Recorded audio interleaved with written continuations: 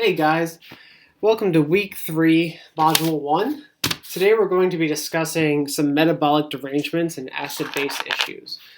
The reason I'm choosing to talk about this in lieu of ABG analysis and interpretation is because I really feel like we're beating a dead horse by doing that. No offense to horses or anything, but I really think that at this point in our career in education, we should have a very solid grasp on how to interpret an ABG.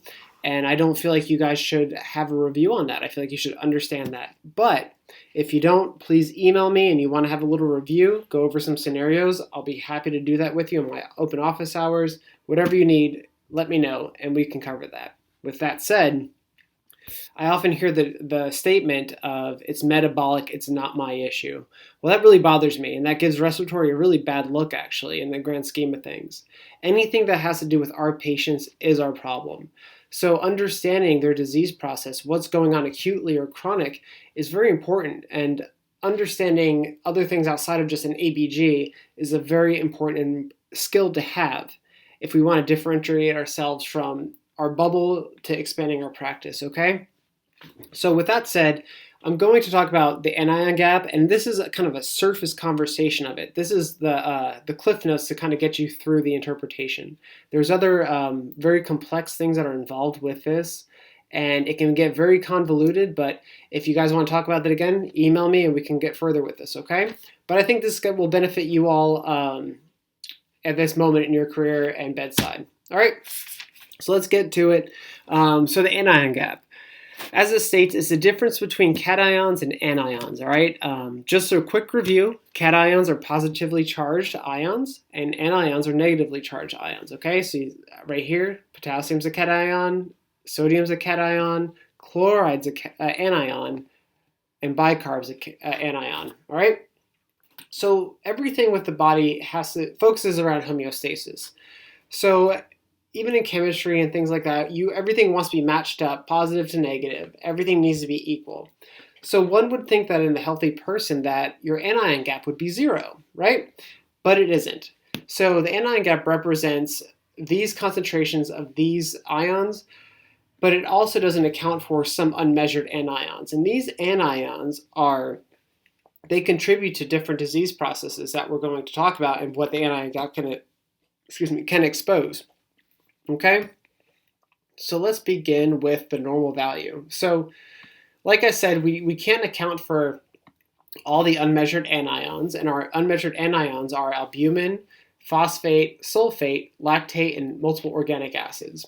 And you've probably seen these scenarios with people with like a ketoacidosis.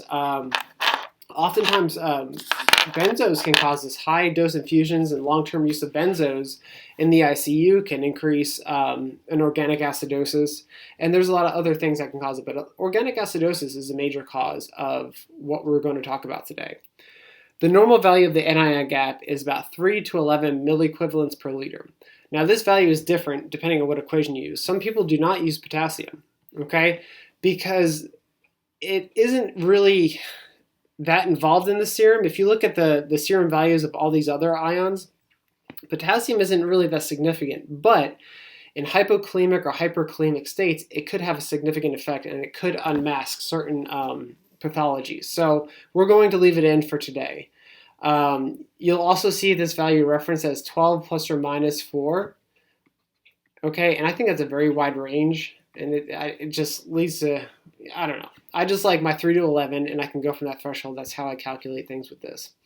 But the good news is that you guys probably will never have to calculate this because this value should come in your labs. You will see in your labs, like your CMP, you'll see anion gap, and it'll be calculated for you. So I digress, but the important part is you need to know the parts of the whole to understand what's going on. So that's why I introduced this equation.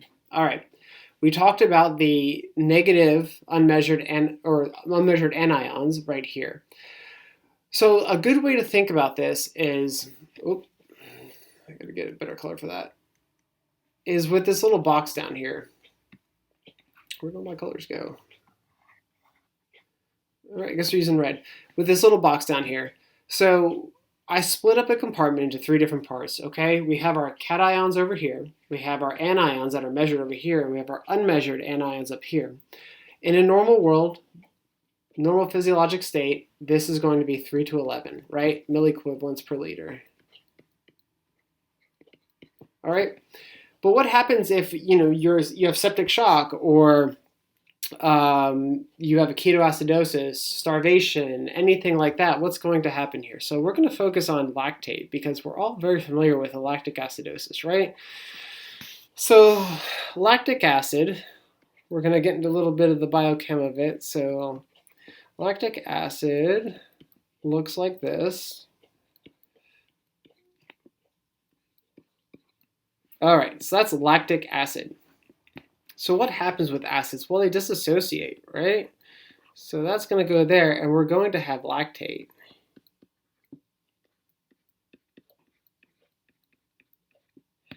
And CO2, and that's going to be plus, and this is negatively charged now because it lost that proton, and that's going to be the hydrogen ion out, okay? And that's what we need to buffer. So we're going to have all this lactate, which I'm going to abbreviate as L, coming into our body. It could be just disorganized tissue metabolism, hypoxia, whatever's happening that's causing this acidosis. So we have our lactate coming in with our corresponding protons that are increasing, okay? So you have the positively charged protons, you have the negatively charged lactate, right? So what do you think is happening here? Well, we're increasing our concentration of unmeasured anions. We're also going to have to buffer these hydrogen ions, right? Quick recap, what's going to happen there? So you're going to have bicarbonate plus this hydrogen ion, and you're going to have carbonic anhydrase, and you're going to have CO2 plus H2O, which goes out, okay? So that's what's happening here over and over. So you have an increase in UA, your unmeasured anions, but you also have a decrease in your bicarb concentration, right? Because this is working very hard to buffer. So what do you think is happening here? Well, there's going to be a large gap acidosis, all right? To further personify this, I apologize for that H. I can't figure out why my color's not working.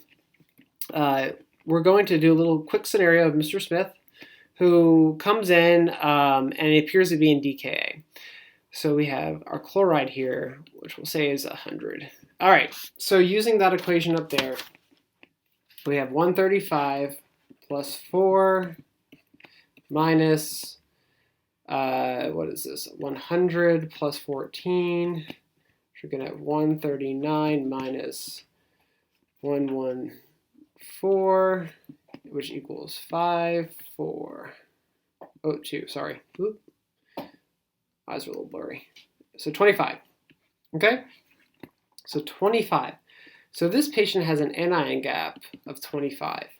Look at our normal. We're talking 3 to 11. So that's a pretty high gap. So what this is called is, what this is called is a high gap metabolic acidosis. Okay? One thing to take away from this lecture, high gap metabolic acidosis means an increase in organic acids. Okay? In the simplest sense. Think about it that way. Increase in organic acid. So does this make any sense? You can see these proportions are changing. So this is going to squish down. This will probably be down here, and this whole area will take up more space. Okay, while this remains the same. If you think back to this equation, let's say, so bicarb is decreasing and everything else remains constant. Clearly, you're going to have a gap. So that's the point. The reason we do this is because there's a certain set of conditions, like I said, in organic acidosis, starvation, or things that can clue you in on the pathology of what's going on. I'm going to leave you with this acronym to look up. Okay? That's an acronym for all the various causes of this high gap metabolic acidosis. Okay? So, with that being said, we also have what's called a normal gap metacidosis. It's a little more straightforward. Okay? All this means, for the sake of this lecture, is you're losing bicarb. Let's say you're losing bicarb. So if you think about it up here, To maintain homeostasis, you're losing bicarb, your unmeasured anions are staying the same. What has to happen? Well, your kidneys need to keep your chloride to keep this balance, right? So sometimes it's called a hyperchloremic acidosis. But it doesn't always mean you are that's the cause of the acidosis, okay? Quite often, this is caused by renal tubular acidosis, where your kidneys just start dumping bicarb, and diarrhea.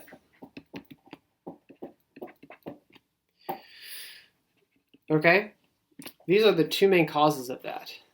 So if you have a normal gap with a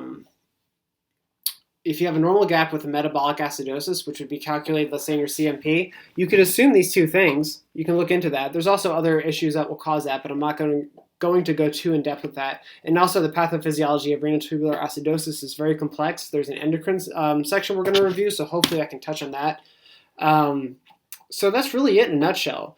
So just to review, your anion gap is the difference between your cations and your anions. The normal value is between 3 and 11 milliequivalents per liter. We have to account somehow for unmeasured anions, and that contributes to a lot of the pathology that we see in these situations. What you will often see in a lactic acidosis, ketoacidosis, anything like that, you will often see a high gap metabolic acidosis. It is caused by a lot of things that fall under this acronym of mud piles, which I'm going to ask you to look up, okay? To calculate this is very simple. As I did down here, you have your sodium concentration, your potassium concentration subtracted from your chloride and bicarbonate. As you can see here, this patient clearly has a metabolic acidosis, okay? And we can assume whatever given his clinical presentation. So I hope this helps you a little bit understand the anion gap and kind of make it a little more simple and break it down into the two main parts of it: the high gap metabolic acidosis and the normal gap metabolic acidosis. And you can think of it as very quickly, you have an increase in organic acid, and the other one, you have a loss of bicarbonate, okay? All right, thanks for watching. I hope this helped. I'll see y'all next time.